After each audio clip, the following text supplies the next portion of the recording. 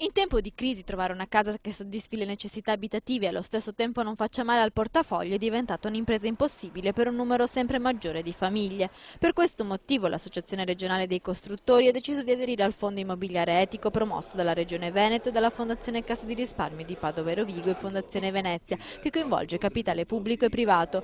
Veneto Casa è un fondo ad hoc pensato per far fronte alle crescenti difficoltà del ceto medio-basso di trovare un'abitazione che non faccia soffrire ulteriormente le loro tasche.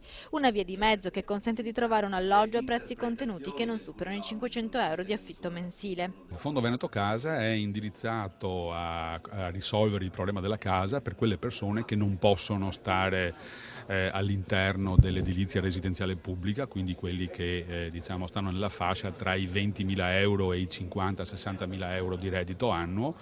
E che non possono, dicevo appunto, stare all'interno dell'edilizia residenziale pubblica, ma che non possono nemmeno accedere ad alloggi sul libero mercato e quindi pagando affitti dell'ordine dei 1.000-1.500 euro come si ritrovano adesso. Il Fondo Veneto Casa vuole risolvere questo obiettivo. Mi pare che l'idea sia quella di far partire rapidamente il fondo con delle cose già costruite, cioè già sostanzialmente pronte o pronte nei prossimi mesi.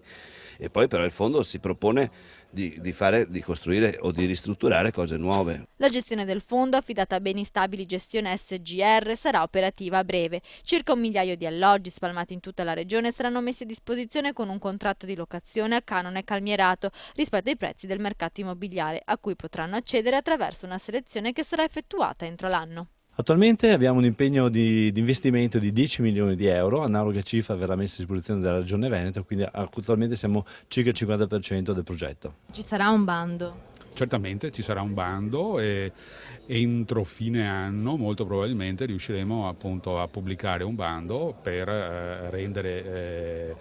per dare in locazione degli immobili e per poter essere utilizzati appunto da quelle persone che dicevo prima.